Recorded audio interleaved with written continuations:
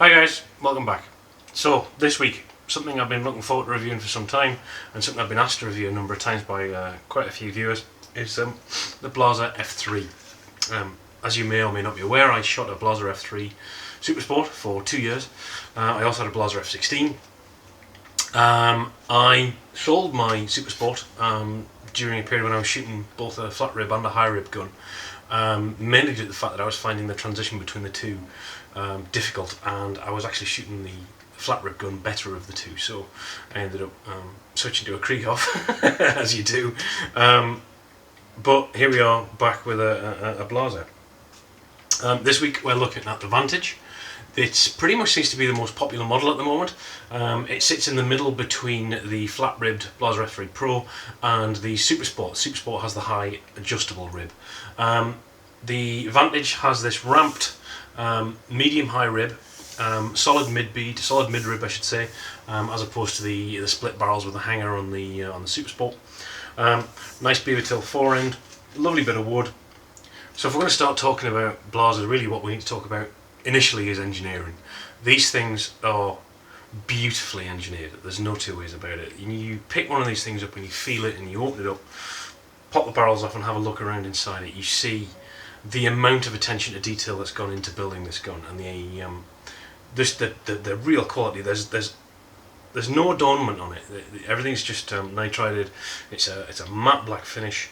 Every surface is completely smooth and flat. There's no imperfections. There are no sharp edges.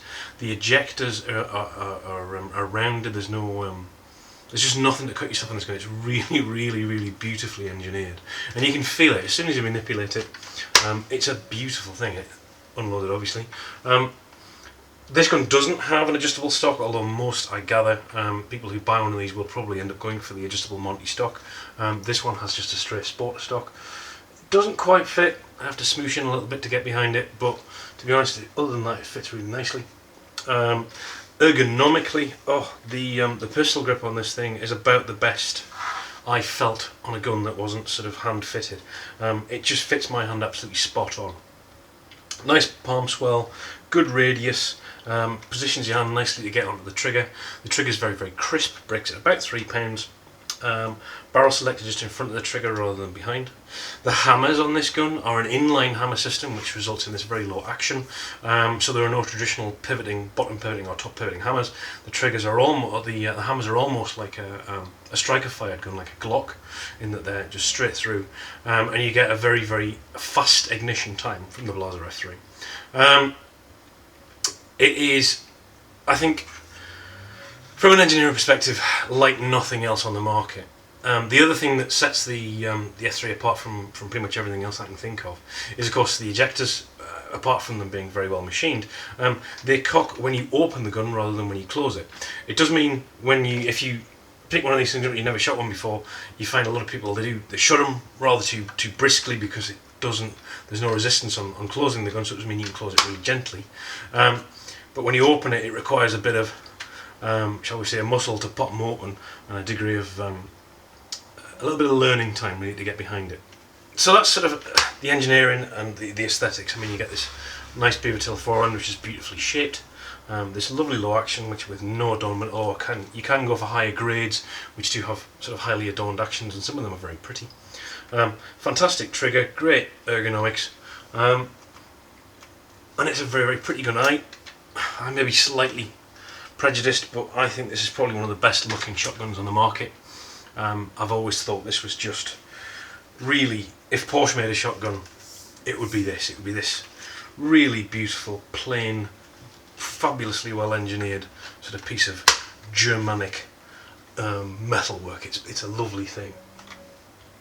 In terms of handling, it handles a bit faster. It's 8.3 pounds, or 8 pounds 3 ounces. Handles a bit faster and a bit more neutrally than the Supersport, and perhaps not quite as quickly as the standard F3. Obviously the rib does have some weight in it. It moves really well, it mounts beautifully. The Kickies pad does a great job of soaking up the recoil. I have heard some people complain about the pads on these, or the recoil characteristics of Blasers, but I've always found them to be superb. It is a truly lovely gun to shoot. I've spent some time with it this week, getting used to Blasers again. and it's lovely. I have enjoyed shooting it. It's a lovely thing. Are there any negative points? I can't think of any. I really genuinely can't. At this price point, you are sat pretty much up against the Beretta DT11. DT's a bit more, depending on what grade of wood you go for, of course, you could probably match. Have not shot a DT11, so I can't comment as to which one I'd prefer if it were me, other than to say, obviously I have shot one of these and I'd probably stick safe if it was my money and get one of these. I'm very, very happy with them, and at this price point for a new gun, they are very, very nice. Depreciation wise, they seem to be reasonably safe. They don't lose fortunes. It's a safe bet. We've got a 3-inch chamber on this thing, and the bores are 18.7, so quite a generous bore. Probably not that clever for fibre wads, but they're very nice to shoot. The gun comes in the pretty much standard nowadays Negrini ABS case, which is lined in a rather pleasant blue velvet. You get a set of 5 Briley extended spectrum chokes, you get a choke wrench, you get a set of barrel weights, a set of stock weights which allow you to change the balance of the gun, although in fairness this thing balances pretty much spot on as is. You also get a wee tub of Blaser's Teflon grease, which is actually really good. I had a tub and it ended up lasting me, I think, about 2 years. Just it's really good grease. You also of course get a set of stocks for the forend and the stock, and your books, your extra instruction manuals. The case itself is very well presented. It's just black with brown trim. It's a Negrini case. You've seen one, you've seen them all. It's lovely. So the Blaser F3 Vantage, it shoots fantastically. I highly rate the triggers on these. They're lovely and crisp, and they break very, very nicely. There's a tiny bit of creep, but not much. And the lockup feels very, very solid without being overly heavy. It's not a big lump of a thing. It's quite graceful, I think. Lockup itself is achieved by this lump on the bottom of the lump that passes through a hole in the bottom of the action, and then a bite that protrudes from the bottom of the breech face that catches with this hook. All in all, very, very strong, very, very well engineered, very, very nice gun to shoot. However, it sits now in a marketplace that contains Caesar Guerini, and at a shade under £6,000 for one of these, and you're looking at around about £4,000 for a Guerini Invictus, I do wonder whether there's enough to differentiate for 90% of people who are in the market for a gun at this price point. Yes, I prefer the look of the F3, and there's a great deal of pleasure to be had simply from sort of appreciating the amount of engineering that's gone into it.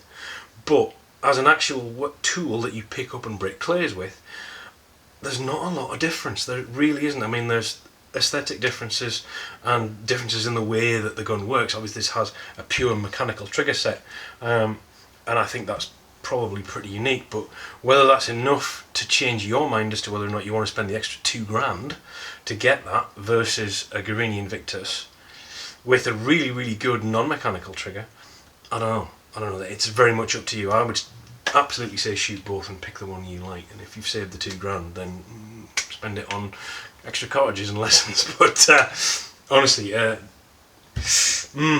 yeah, an interesting and rather pleasant dichotomy as to whether or not which gun you're going to shoot. So the F3, Blaser's flagship, which now sits in a marketplace that contains Caesar Guerini.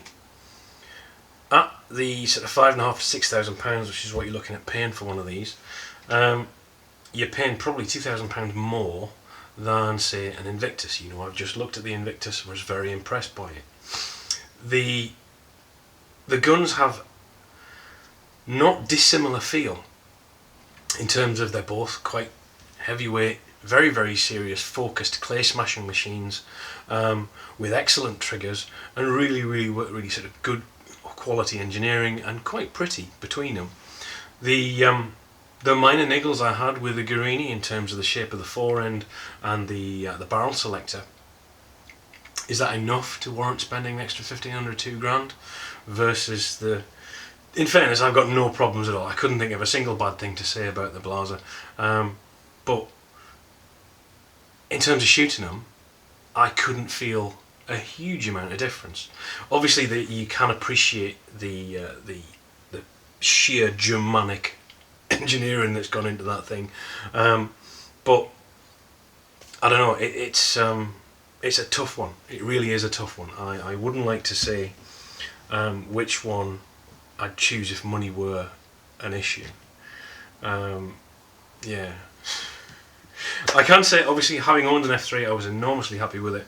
I switched up to a K gun, but to be honest, if I needed to free up some money and go back down the way, I'd definitely pick up another F3. Thanks again for watching, everybody. I hope you've enjoyed this week's episode. Thanks again to Bywell Shooting Ground for the loan of the gun, and thank you for tuning in. I hope you'll subscribe if you've enjoyed this week's episode, and of course tune in a couple of weeks to see something else. I'm not sure what's next on the horizon, but I'm sure it'll be interesting whatever it is. Alright, see you next time, everybody. Thank you.